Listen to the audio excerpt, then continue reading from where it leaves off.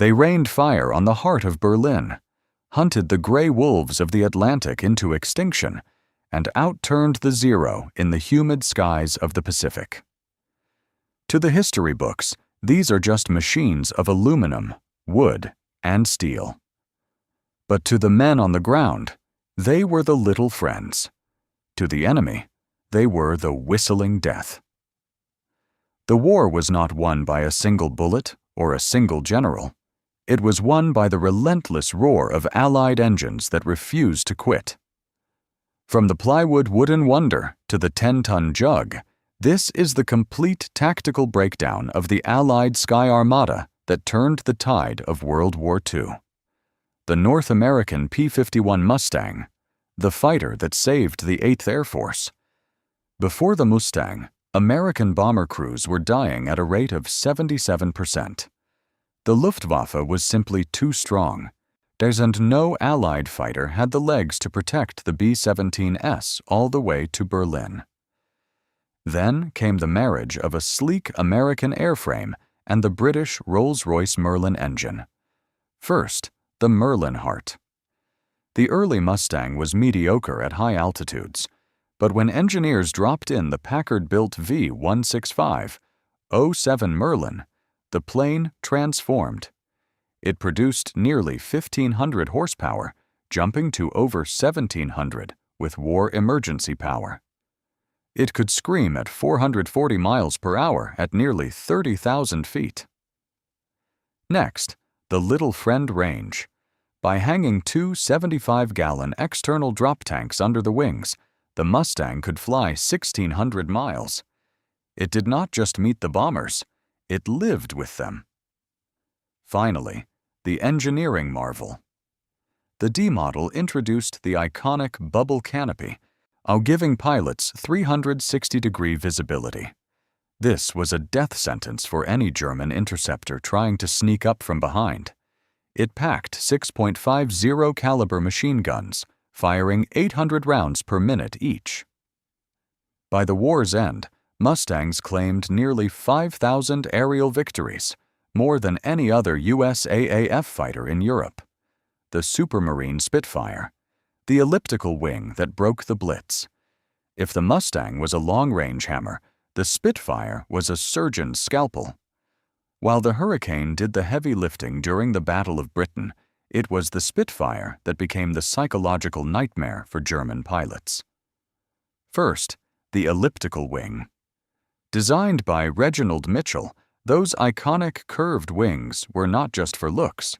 They allowed the Spitfire to be thinner and faster while maintaining incredible lift, making it the most agile fighter of the early war. Second, the evolutionary genius. The Spitfire was the only Allied fighter in continuous production from the first day of the war to the last. It evolved through 24 marks. It started with 8 small machine guns and ended with the E-wing, mounting 2 20mm Hispano cannons and 2 heavy .50 caliber Brownings.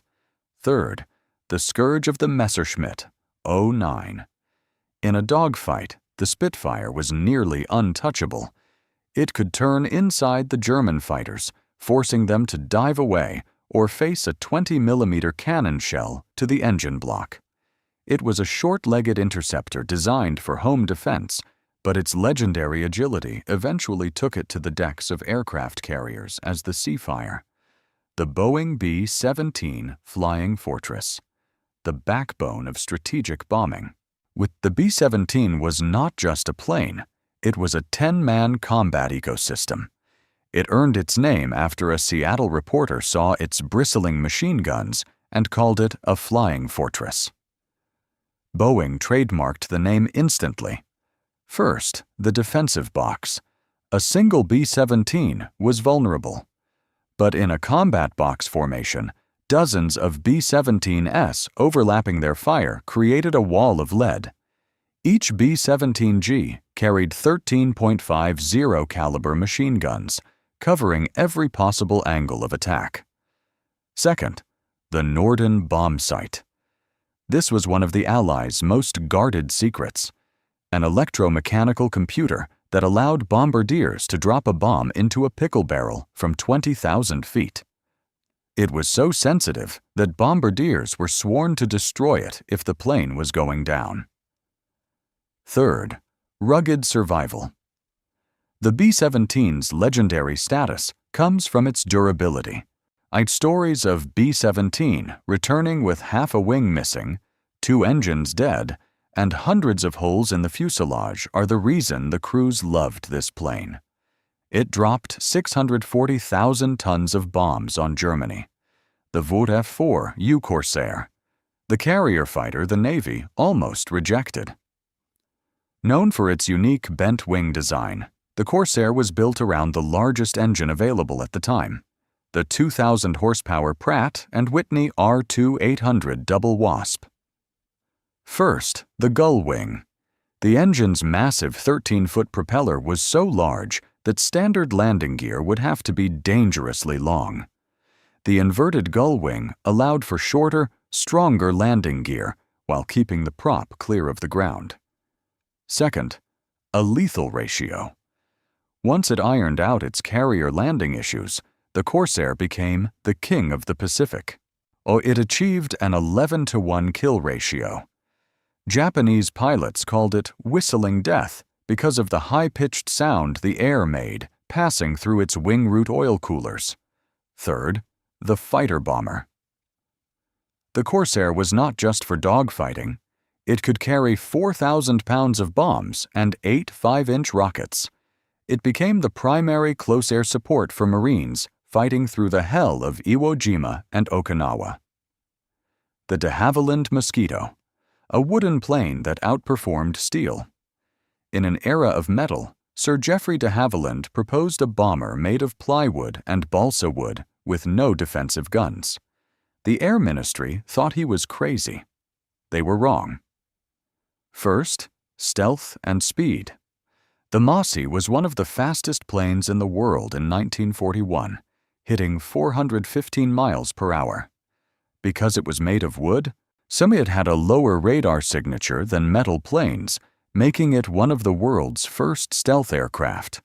Second, the multi-role master.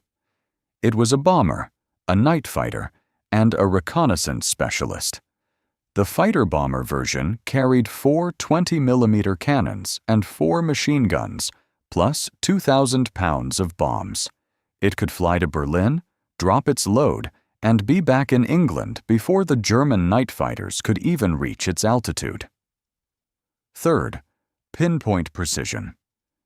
Mosquitoes were used for surgical strikes, like Operation Jericho, where they flew at treetop level to blow the walls off a Gestapo prison in France to let resistance members escape.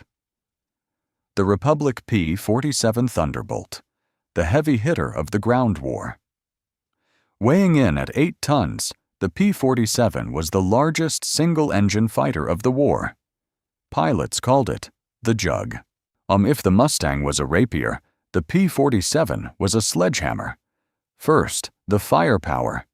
8.50 caliber machine guns. When all 8 fired at once, they unleashed 100 rounds per second.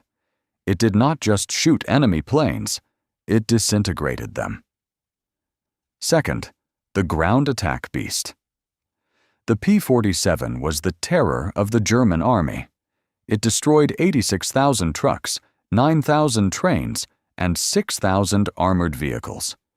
Its air-cooled radial engine could take a direct hit from a 20mm shell and keep running, unlike the liquid-cooled engines of other fighters. Third, the turbocharger. Despite its massive weight, the P-47 could reach 433 miles per hour at high altitudes thanks to a massive turbo-supercharger system that took up half the fuselage. It was a high-altitude escort that found its true calling as the ultimate ground attack plane. The Avro Lancaster, the heavy lifter of the Royal Air Force. While American bombers hit Germany by day, the Lancaster owned the night. It was built for one thing, carrying massive amounts of destruction. First, the Grand Slam. The Lancaster had an enormous, unobstructed bomb bay. This allowed it to carry the heaviest bombs of the war, including the 22,000-pound Grand Slam earthquake bomb. It could carry nearly double the payload of a B-17. Second, the dam busters. Lancasters were chosen for the famous mission to destroy German dams using the bouncing bomb. This required flying at precisely 60 feet above the water at night, a feat of incredible pilot skill and aircraft stability. Third, the night-hacking radar. Later models used the H-2S radar system, allowing crews to see the ground through thick clouds and total darkness, ensuring that German industry had no place to hide 24 hours a day. The Boeing B-29. Superfortress, the most expensive weapons program of the war. The B-29 cost $3 billion to develop, $1 billion more than the atomic bomb itself. It was a pressurized, high-tech marvel that brought the war to a definitive end. First, high-altitude comfort. The B-29 featured a fully pressurized cabin. Crews could fly at 30,000 feet without oxygen masks or heavy heated suits. This allowed them to stay fresh for missions that lasted over 15 hours. Second, the remote turrets. The B-29 featured the world's first computerized fire control system. The gunners sat in the middle of the plane and used small sights to control 5 turrets remotely. It used analog computers to calculate lead and bullet drop automatically. Third, the silver plate. Specialized B-29s, like the Enola Gay, were modified to carry the first atomic weapons. With a top speed of nearly 400 miles per hour and the ability to fly higher than any Japanese interceptor, the B-29 was the ultimate strategic weapon that changed the world forever. From the frozen airfields of Russia to the sun-scorched decks of carriers in the Pacific, these aircraft did not just fight, they overwhelmed.